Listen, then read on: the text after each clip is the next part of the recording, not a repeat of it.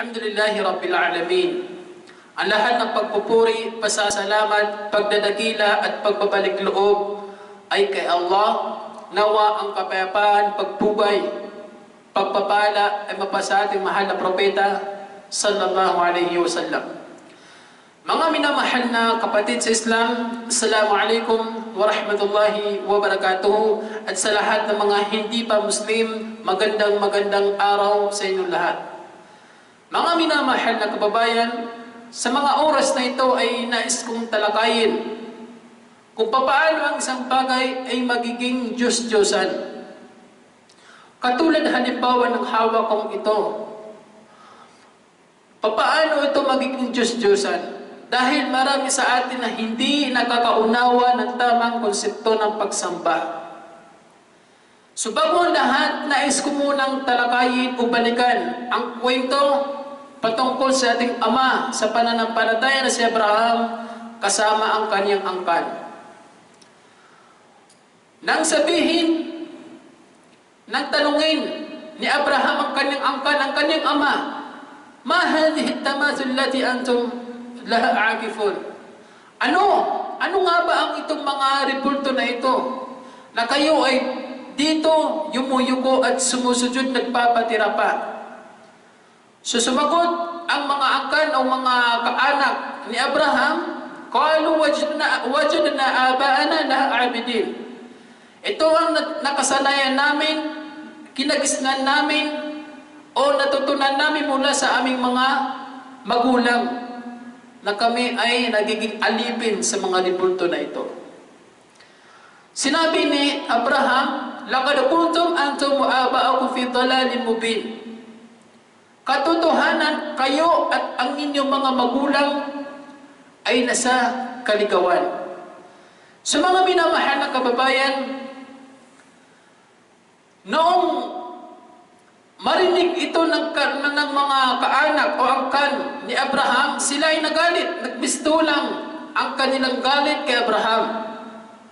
At pagkatapos sinubok sila ni Abraham, winasag ni Abraham ang mga ribulto at tinira ang pinakamalaki sa kanila.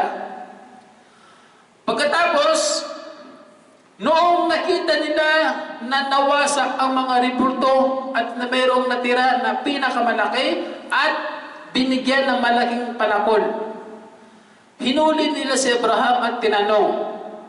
Sabi nila, "Saint, ikaw ba ang sumira sa aming mga Diyos?" Ang sagot ni Abraham, "Tanungin niyo ang managisayan sa kanila. Kasi siya may hawak ng palakol. Kung inke ano yan tikon, kung sila nga ay nagsasalita." Pagkatapos nang marinig nila ito mula kay Abraham, sila ay parabagang napagtanto nila na hindi nga nagsasalita ang kanilang mga Diyos. Ngayon, sinabi nila, "O Abraham, alam mo naman na ang mga Diyos namin na hindi sila nagsasalita." At muling nagsabi si Abraham, "Ata'buduna min dunillahi ma la yanfa'ukum shay'an wa la yadurrukum?" Sasampahin niyo ba ang bagay na hindi magbibigay ng kabutihan sa inyo at hindi makakapinsala sa inyo? At sila ay nagalit. Qalu harriquhu wansuru alihatakum in kuntum fa'ilin. Sunugin niyo si Abraham at tulungan ninyo ang inyong mga Panginoon, ang inyong mga Diyos kung nais niyong gawin. In kuntum fa'ilin. Mga minamahal na kababayan, ang kwentong ito ay nagpapahiwatig na ang mga pagano sa mga oras na ito at pagano noong unang panahon, sa panahon ng mga propeta, sa panahon ni Abraham, ay walang pinagkaiba. Kapag ang mga pagano sa oras na ito ay ating silang tinanong kung bakit ninyo sinasamba ang mga ribulto na ito, sasabihin nila na ginagawa lang na namin ito bilang tagapamagitan o imahe ng aming Diyos. Ito ay napakalayo sa turo ng mga propeta at mga sugo. Sila ay sumamba sa nag-iisang Diyos na walang tagapamagitan. Mga minamahal na kababayan,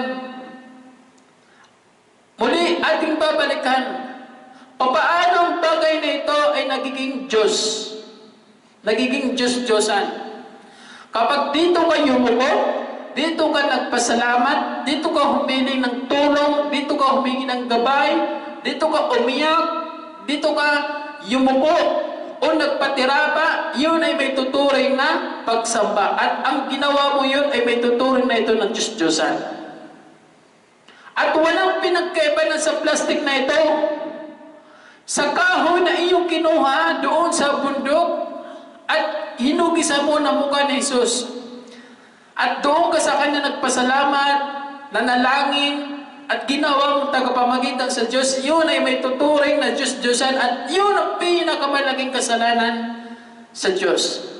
Mga minamahal na kababayan, nawa ang mga video ito ay mapulutan natin ng aral at ating mapagninanilayan ang ating pananampalataya kung tayo ba ay nasa katotohanan o kaligawan.